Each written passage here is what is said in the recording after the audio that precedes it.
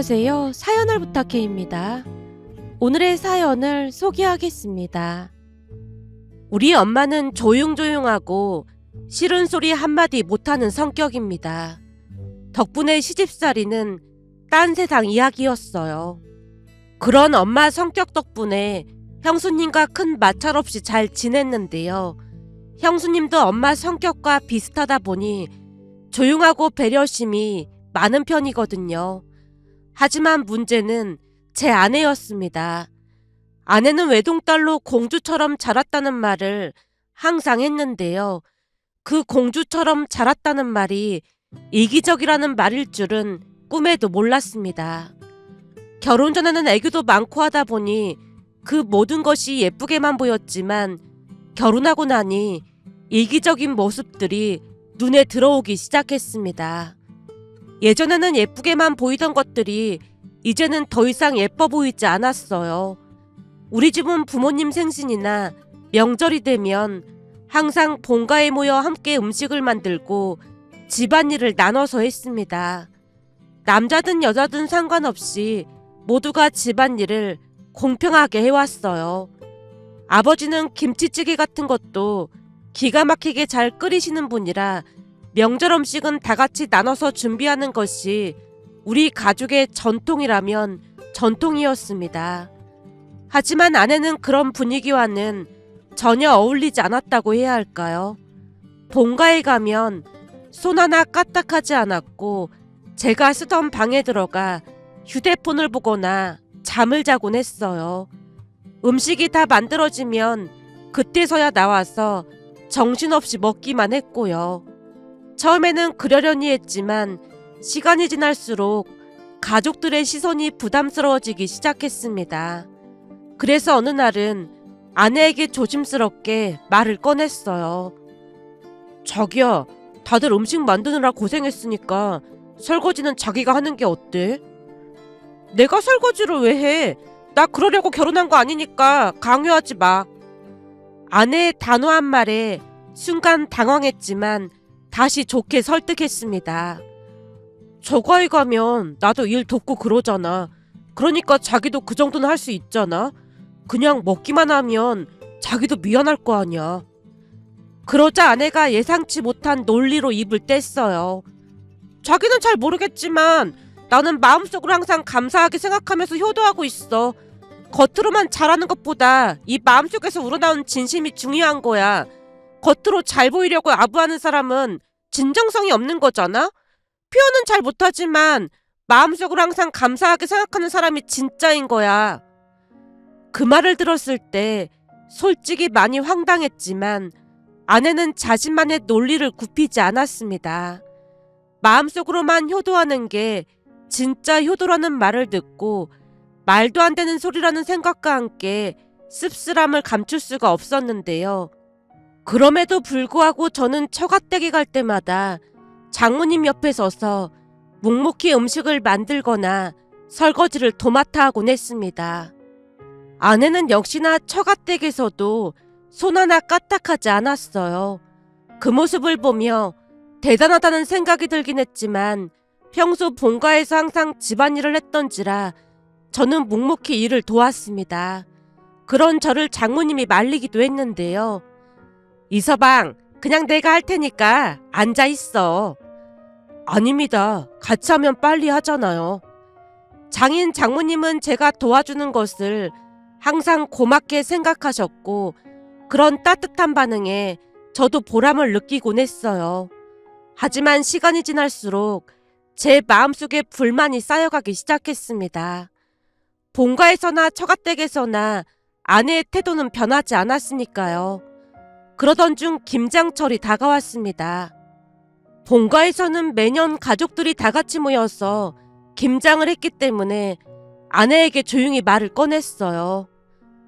자기야, 우리 집은 매년 모여서 김장하거든? 혹시 참석할 수 있을까? 제 말을 듣자마자 역시나 아내 표정이 굳어졌고 곧바로 제게 따져 물었습니다. 뭐? 나보고 김장을 하라고? 아내의 목소리에는 분명한 불쾌감이 담겨 있었습니다. 순간 당황했지만 차분하게 대화를 이어가려 노력했어요. 다 같이 하는 거라 참석했으면 하거든. 근데 대부분은 엄마랑 형수님이 다 하시다 보니까 자기는 가도 할 일이 딱히 많지는 않을 거야. 제가 기분 나쁘게 말하지 않으려 노력하고 있었는데요.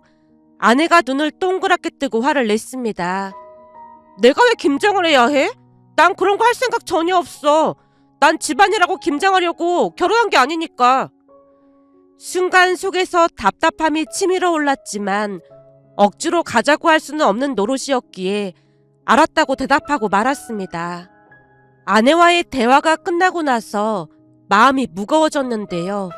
무섭게 화를 내는 아내의 모습을 보며 괜히 말을 꺼냈다 싶었거든요. 결국 엄마에게 김장 때 못 갈 것 같다고 연락을 드렸습니다. 엄마, 저예요. 그래 아들, 무슨 일이야? 엄마, 이번 주말에 저희 김장하러 못 갈 것 같아요. 일이 좀 생겨서요. 주말에 갑자기 처리해야 할 게 있어서 저희 둘 다 못 갈 것 같아요. 일이 있으면 어쩔 수 없지. 안 와도 되니까 걱정하지 마. 우리가 알아서 잘 할 테니까. 엄마의 말투는 한결같이 배려심이 넘쳤지만 왠지 죄송한 마음이 들어 제가 다시 말을 꺼냈습니다. 정말 죄송해요. 내년에는 꼭 도울게요. 괜찮아. 너희 둘 다 바쁜데 그럴 수도 있지. 전화를 끊고 나니 마음 한구석이 찜찜했는데요. 아내 눈치가 보여 내색하지 않으려 노력했습니다. 그렇게 김장날이 되었고 저는 혼자라도 참석하고 싶었지만 아내의 눈치가 보여 결국 김장에 참석하지 못했어요. 그런데 그날 엄마에게서 전화가 왔습니다. 김장 다 끝나가는데 시간 되면 와서 수육이라도 먹고 가던지. 어차피 저녁은 먹어야 할 거 아냐. 엄마의 다정한 목소리에 가고 싶은 마음이 굴뚝 같았지만 혼자 가는 것도 이상해 보였기에 조심스레 대답했어요. 엄마, 일이 있어서 못 갈 것 같아요. 그럼 시간 날 때 와서 김장김치 좀 가져가. 네, 알았어요. 시간 내서 한번 갈게요. 전화를 끊고 나니 바로 옆에서 아내가 물었습니다. 김장 다 끝났대?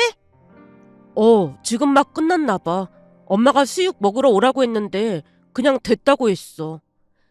제 말에 아내가 예상 밖의 반응을 보였습니다. 왜 못 간다고 했어? 어머님이 오라고 하신 거면 얼른 가야지. 어머님 김치 엄청 맛있는데 가서 김치도 가지고 오자. 잠시 당황할 수밖에 없었는데요. 아내의 모습이 너무나 뻔뻔해 보였거든요. 결국 제가 대놓고 말을 꺼냈어요. 김장도 안 도와드렸는데 먹으러 가자는 거야? 어머님이 오라고 하셨다며. 그러니까 가자는 거지. 형수님 눈치 보이는데 그냥 가지 말자. 제가 형수님까지 거론했지만 아내는 전혀 개의치 않는 듯해 보였습니다. 김장김치에 수육 먹고 싶단 말이야. 얼른 가자. 형님도 그런 거 별로 상관 안 하시잖아. 아내가 계속해서 가자고 졸라댔어요. 그날따라 아내가 더욱 이기적으로 느껴졌는데요. 아내는 손 하나 까딱하지 않고 그저 혜택만 누리려는 태도가 저를 더욱 불편하게 만들었거든요. 하지만 아내는 계속해서 가자고 졸랐고 제가 단호하게 말했습니다. 아니, 안 가는 게 맞는 것 같아. 우린 아무것도 안 했는데 그냥 가서 먹기만 하면 너무 눈치 보인단 말이야. 그러자 아내가 팔짱을 끼고 심드렁하게 대꾸했어요. 그럼 난 혼자라도 갈 거야. 김장김치 수육 먹고 싶은데 그게 뭐가 그렇게 대단한 거라고 그래? 그 말을 끝으로 아내가 바로 옷을 챙겨 입고는 집을 나설 준비를 했습니다. 순간 아내의 이기적인 모습에 다시 한번 큰 실망을 할 수밖에 없었는데요. 상황이 그쯤 되니 갈등도 더욱 깊어지고 있었거든요. 정말 혼자 간다고? 가서 수육도 먹고 김장김치도 가져올 거야. 어머님이 오라고 하셨잖아. 아내가 저랑 눈도 마주치지 않고 현관문 쪽으로 성큼성큼 걸어갔습니다. 결국 어쩔 수 없이 저도 억지로 옷을 챙겨 입으며 따라 나섰는데요. 마음 한구석에서는 계속 불만이 쌓였지만 아내 혼자 가게 두는 것도 이상해 보일 것 같아 발걸음을 옮겼습니다. 가는 데내 마음은 여전히 불편했고 그날따라 아내가 유난히 이기적으로 보일 뿐이었어요. 얼마 지나지 않아 우리는 본가에 도착했습니다. 집 앞에 서서도 여전히 마음은 무겁고 복잡했지만 문을 열고 들어가자마자 맛있는 냄새가 코끝을 찔렀습니다. 수육과 김치가 어우러진 익숙한 향이 집안 가득 퍼져 있었으니까요. 현관문을 열고 들어가자마자 엄마가 가장 먼저 우리를 발견하고 환하게 웃으며 다가왔어요. 왔니? 잘 왔다. 수육은 이제 막 다 됐으니까 얼른 먹자. 엄마는 우리가 늦게 온 것에 대해 전혀 신경 쓰지 않았고 따뜻하게 맞아줬습니다. 아내는 그런 엄마의 반가운 인사에 밝게 웃으며 대답했어요. 어머님, 우리 잘 왔죠? 어머님 김치 너무 맛있거든요. 그럼 아주 잘 왔다. 뒤이어 아버지도 주방 쪽에서 나오시더니 우리를 보고 반갑게 손을 흔드셨습니다. 왔구나. 수육 다 됐고 김장김치도 이제 완성됐어. 얼른 이리 와서 같이 먹자. 그 모습을 보며 여전히 마음이 복잡했지만 부모님의 따뜻한 환영을 받으니 조금은 마음이 누그러졌어요. 그때 형수님도 주방에서 우리를 보자마자 반갑게 웃으며 인사를 건넸습니다. 이번 김장은 더욱더 맛있게 된 거 있죠. 수육이랑 같이 먹어보니까 맛이 아주 기가 막히네요. 형수님이 전혀 불편한 기색 없이 우리를 반겨줬는데요. 아내가 자연스럽게 형수님 옆에 앉았고 수육과 김장김치가 담긴 접시를 바라보며 무척 신이 나 있었습니다. 정성스럽게 준비한 수육과 갓 담근 김장김치는 금세 식탁을 가득 채웠고 아내는 기다렸다는 듯이 젓가락을 들었습니다. 어머님, 김치가 정말 너무 맛있어요. 역시 어머님 김치는 최고예요. 아내가 한 입 가득 김치와 수육을 먹으며 연신 감탄을 했습니다. 몇 번이고 김치를 먹으면서도 고개를 끄덕이며 계속해서 맛있다고 말했는데요. 이거 진짜 대박이에요. 이렇게 맛있는 김장김치는 처음이에요. 그 말을 듣고 엄마가 흐뭇하게 웃으며 아내에게 김치를 더 권했어요. 많이 먹어. 그리고 김치 싸줄 테니까 갈 때 가져가고. 정말요? 정말 감사해요. 잠시 후 엄마와 형수님이 김장김치를 잔뜩 싸주시는 동안 아내는 여전히 손 하나 까딱하지 않았고 그저 그 모습을 지켜만 볼 뿐이었습니다. 그날 김장김치를 차에 싣고 집에 돌아오는 길 아내는 김장김치 이야기를 몇 번이나 하며 신나했습니다. 진짜 어머님 김치는 다른 김치랑 차원이 다르다니까. 덥지도 않고 먹기만 하니까 많이 미안하네. 특히나 형수님께 너무 죄송한 거 있지. 아내 들으라는 듯 말을 꺼냈지만 아내는 별다른 대꾸도 하지 않고 창밖만 내다볼 뿐이었어요. 그런 아내의 철없는 행동에 부모님뿐만 아니라 형수님께도 죄송한 마음뿐이었기에 더욱 마음이 무거워졌습니다. 집에 도착해 짐을 내려놓고 나서도 찜찜한 기분이 가시지 않아 결국 형에게 전화를 걸었습니다. 형, 진짜 미안해. 오늘 김장 못 도와줘서 내내 마음에 걸렸어. 특히나 형수님께 너무 죄송한 거 있지. 괜찮아. 바쁘면 그럴 수도 있는 거지. 가족끼리 뭘 미안하다고 그래. 신경 쓸 거 없어. 형의 말을 듣고 더욱 미안해질 수밖에 없었습니다. 그래도 형수님도 고생하셨는데 계속 마음에 걸리더라고. 네 형수도 신경 안 쓰니까 걱정할 거 없어. 다음에 시간 날 때 와서 도우면 되지. 형, 그래도 너무 미안해. 나중에 꼭 제대로 도울게. 오늘 진짜 신경 많이 써줘서 고마워. 형이 마지막으로 웃으며 말했습니다. 그래, 신경 쓰지 말고 푹 쉬어. 전화를 끊고 나서도 형의 배려에 더욱 미안해진 마음은 쉽게 가라앉지 않았습니다. 결국 참지 못하고 말을 꺼냈어요. 자기는 정말 아무렇지도 않아? 뭘 말하는 거야? 오늘 김장도 안 도왔으면서 김치만 잔뜩 받아온 게 미안하지도 않냐는 거지. 아내가 힐끗 저를 보더니 무심한 표정으로 대답했습니다. 내가 달라고 먼저 말한 것도 아니고 어머님이 주신 건데 내가 왜 미안해야 해? 어른이 주시는 걸 안 받아오는 게 오히려 예의 없는 거잖아. 거기다 다른 며느리들은 시어머니 반찬 버리기도 한다는데 나는 맛있게 먹어주잖아. 근데 미안하긴 뭐가 미안해? 내 친구 중에는 시어머니가 반찬 싸주면 집에 와서 전부 버리는 친구도 엄청 많아. 그런 거에 비하면 난 착한 며느리지. 그래도 덥지도 않고 가서 먹기만 하고 김치만 받아온 건데 최소한 가족들한테 미안해야 하는 건 아닐까? 아내가 짜증난 듯한 표정으로 저를 쳐다보며 대답했습니다. 내가 왜 그런 걸로 미안해야 해? 겉으로 아부하고 잘하는 척하는 것보다 중요한 건 마음속으로 감사하는 마음을 갖는 거잖아? 난 항상 마음속으로 어머님께 감사하게 생각하고 있어. 그 말을 들으니 더 이상 참을 수가 없었습니다. 아내는 여전히 상황을 심각하게 받아들이지 못했고 스스로를 합리화하려고만 하고 있었으니까요. 그런 생각 자체가 너무 이기적인 거잖아? 아내는 제 말에 전혀 동의할 뜻이 없다는 듯 여전히 무표정한 얼굴로 저를 바라봤습니다. 지금 나보고 이기적이라고 했어? 난 진짜로 마음속으로 감사하게 생각하고 있단 말이야. 대화는 점점 격해졌고 결국 큰 말다툼으로 번지고 말았어요. 아내가 화난 얼굴로 말했습니다.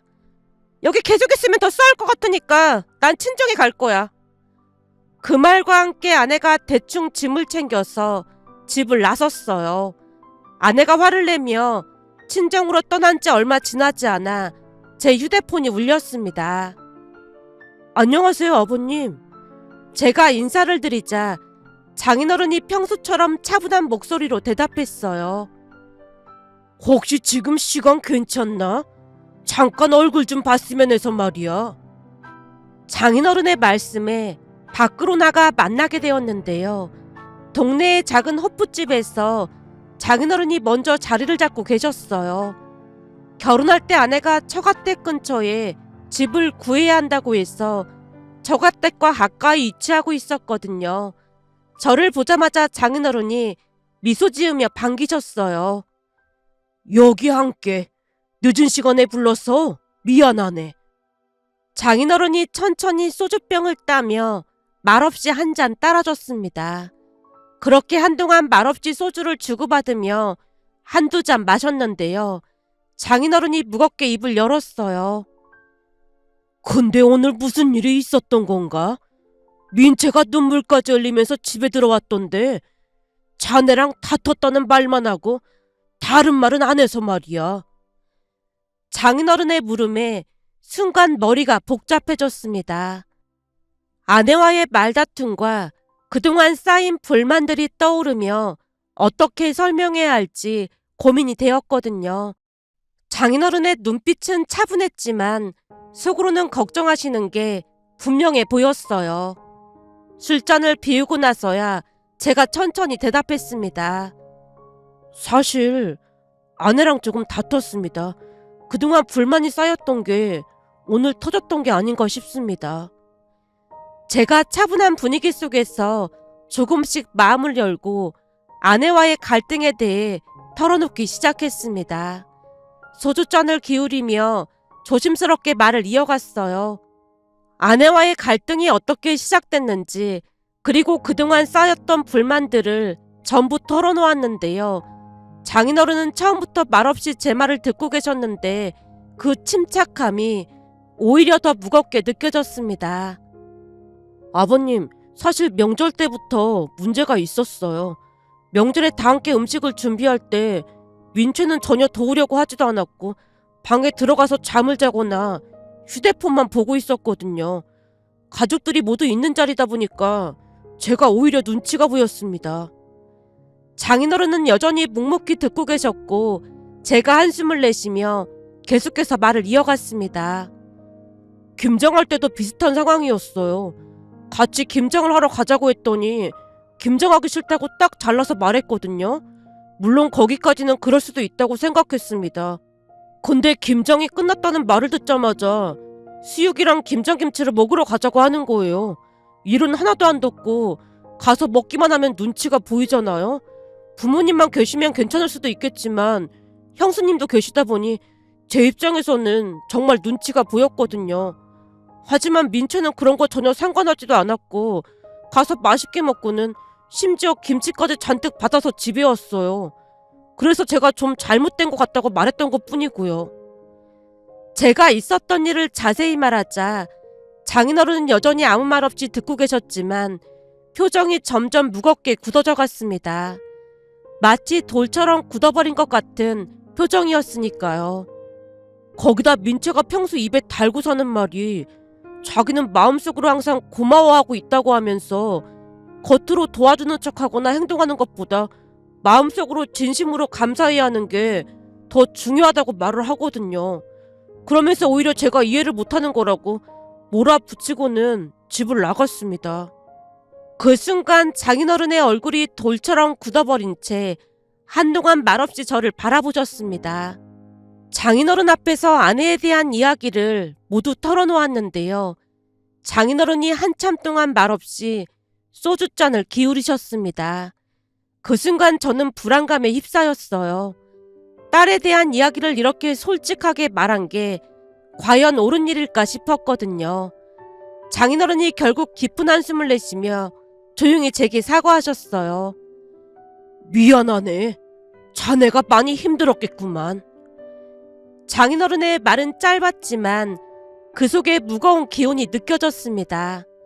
하지만 그 말 한마디로 모든 것이 해결되지는 않았습니다. 그 순간 저는 장인어른의 표정에서 미묘한 불만을 감지할 수 있었는데요. 딱히 구체적으로 말은 하지 않으셨지만 팔은 안으로 굽는다는 말이 머릿속을 떠나지 않았어요. 결국 우리는 소주만 주고받으며 대화를 이어갔고 대화라기보다는 사실상 서로 말없이 소주를 마셨습니다. 그러면서 장인어른에게 아내에 대한 이야기를 꺼낸 것이 후회됐다고 해야 할까요? 소주를 몇 잔 더 마시고 잠시 뒤 무거운 발걸음으로 집으로 돌아왔는데요. 문을 열자마자 놀랍게도 아내가 집에 와 있었습니다. 예상치 못한 장면에 잠시 멈칫했지만 더 이상 무슨 말을 해야 할지 몰라 그냥 모른 척하고 말았어요.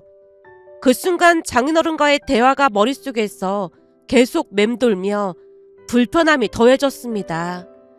그날 이후 저는 아내에 대한 불만을 장인어른에게 다시는 말하지 않기로 결심했습니다. 하지만 시간이 지날수록 아내의 이기적인 행동에 대한 불만은 쌓여만 갔는데요. 집안일과 가족 행사에서 보여주는 아내의 태도에 점점 더 답답해졌지만 그 불만을 말할 곳은 없었습니다. 그렇게 저는 아내의 행동을 묵묵히 참아내며 쌓여가는 불만 속에서 스스로를 억눌러가고 있었습니다. 다음 명절에도 상황은 변하지 않았어요. 아내는 여전히 손 하나 까딱하지 않았고 방에서 휴식을 취하다가 음식을 먹을 때만 방 밖으로 나와서 차려준 음식을 먹기만 했거든요. 명절 내내 가족들이 함께 음식을 준비하고 뒷정리를 하는 동안 아내는 아무런 일에도 참여하지 않았으니까요. 그런데도 가족들은 그 누구도 아내에게 잔소리 한마디 하지 않았습니다. 마치 아무 일도 없었다는 듯이 그저 평소처럼 대화를 나누고 웃으며 명절을 보냈어요. 하지만 저는 그 상황이 너무나도 불편했습니다. 가족들이 아내에게 말하지 않으니 오히려 제가 죄인이라도 된 것 같은 기분이 들었거든요. 아무도 아내의 행동에 대해 지적하지 않았지만 그럴수록 저는 불편함과 죄책감이 더 커져만 갔습니다. 그렇게 시간이 지나고 다시 김장철이 다가왔는데요. 그날은 금요일이었고 평소처럼 퇴근 후 집에 도착했더니 현관문 앞에 뭔가 가득 쌓여있는 게 눈에 띄었어요. 문 밖에 커다란 박스들이 줄줄이 쌓여 있었거든요. 무슨 상황인지 당황한 채 박스를 둘러보고 있었는데 잠시 후 아내도 퇴근했습니다. 아내가 밖에 가득 쌓인 박스들을 보고 당황한 얼굴로 물었어요. 이게 뭐야? 저도 상황을 몰라서 어리둥절한 채 대답했습니다. 나도 모르겠어. 자기가 주문한 거 아니야? 그러자 아내가 박스를 한참 살펴보더니 짜증 섞인 목소리로 말했습니다. 이거 배추 같은데 내가 이걸 왜 사겠어?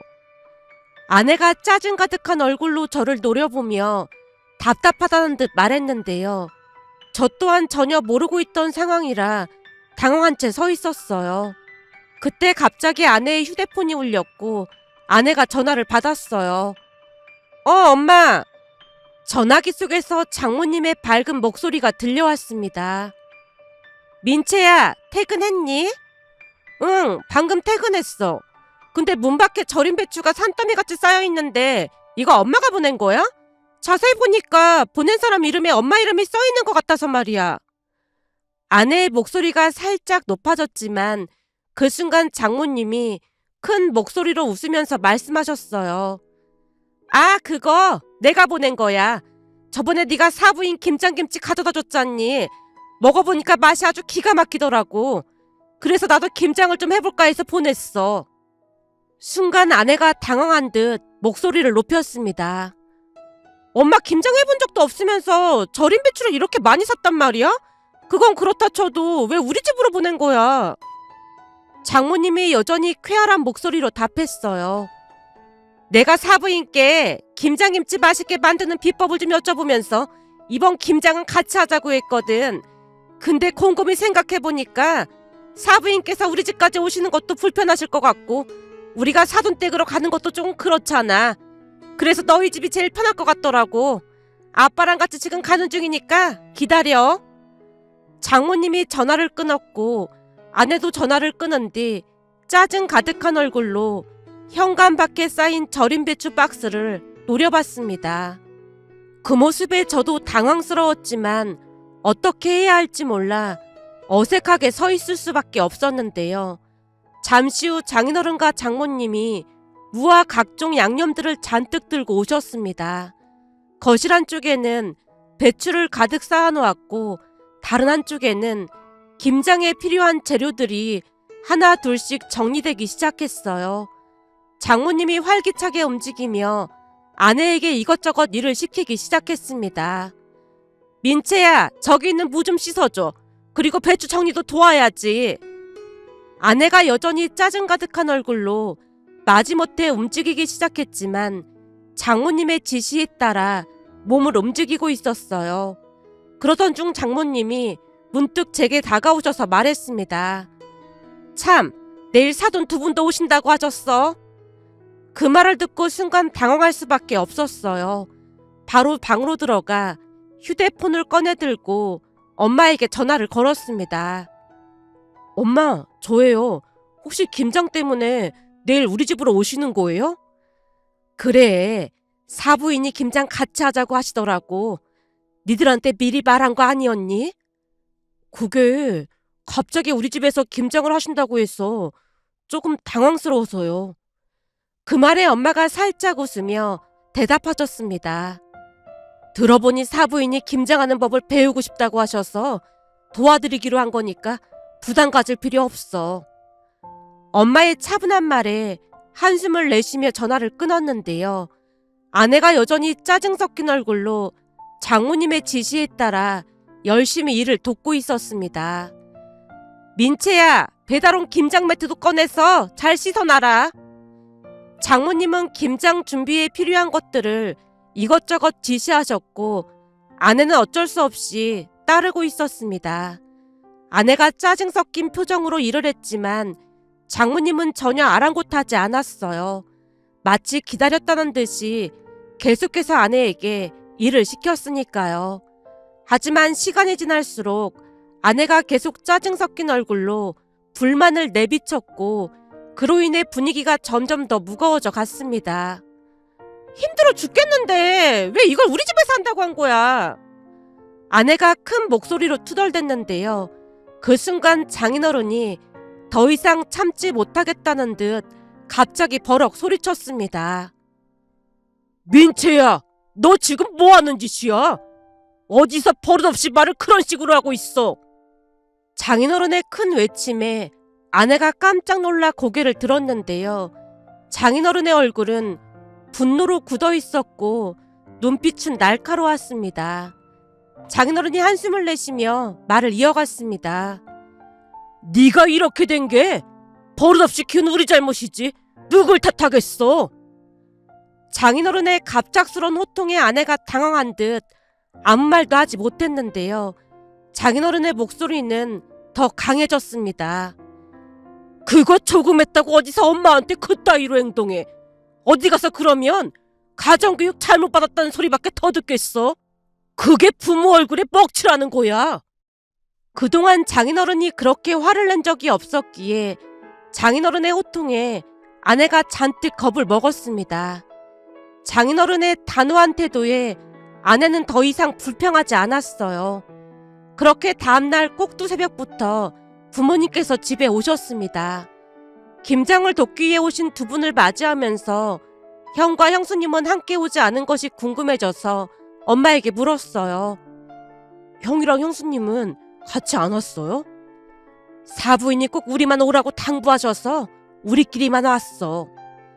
그 말을 듣는 순간 장인어른이 아내의 버릇을 고치기 위해 단단히 벼르고 있다는 것을 알 수 있었습니다.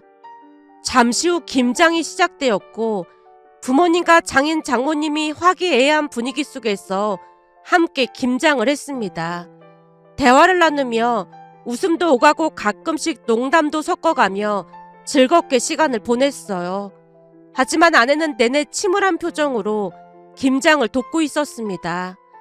장인어른의 꾸짖음에 크게 겁을 먹은 탓인지 아내는 말도 거의 하지 않고 눈물을 꾹 참는 듯한 얼굴로 일에 집중하려고 애쓰는 모습이었습니다.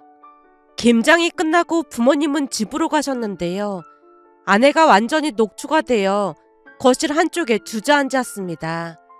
힘든 표정을 감추지 못한 채 숨을 고르며 지친 기색이 역력했어요. 김장을 하는 내내 말없이 일을 돕느라 체력뿐만 아니라 마음도 한껏 지쳐있는 것 같아 보였습니다. 그때 장인어른이 천천히 아내에게 다가가더니 여전히 단호한 목소리로 말을 꺼냈습니다. 민채야, 오늘 고생했지? 아내가 지친 얼굴로 고개를 끄덕였지만 장인어른의 표정은 여전히 엄격했습니다. 장인어른이 아내를 잠시 바라보다가 깊은 한숨을 내쉬며 말을 이어갔어요. 이게 바로 김장이라는 거야. 온 가족이 힘을 모아서 해야 할 만큼 힘든 일이지. 오늘 하루 김장해보니까 얼마나 힘든 일인지 알겠지. 그런데 그동안 넌 이런 힘든 일을 하지도 않고 그저 얻어먹기만 한 거잖니. 네가 얼마나 잘못된 행동을 한 건지 이제 알겠어?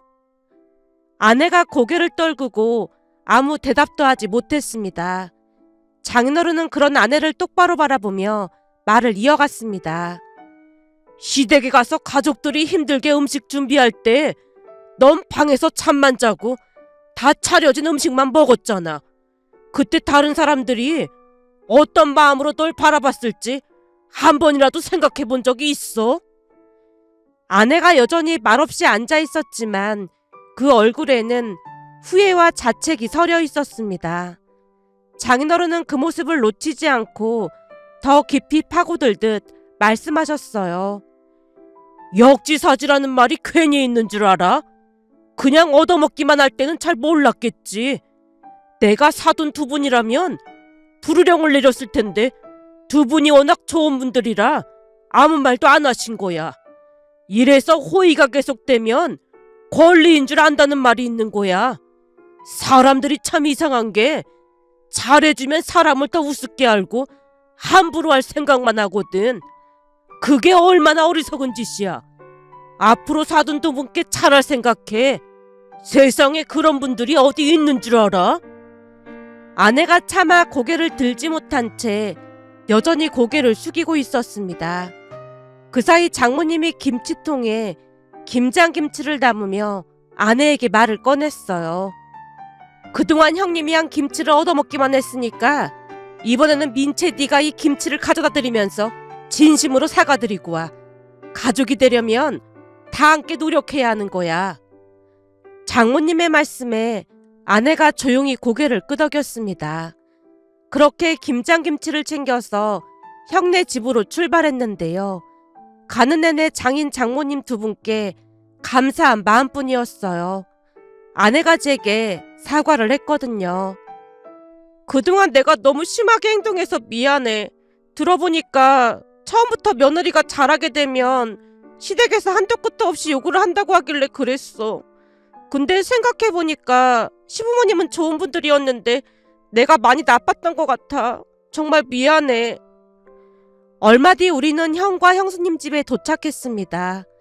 우리가 김장김치를 가지고 들어가자 형과 형수님이 살짝 놀란 표정이었는데요.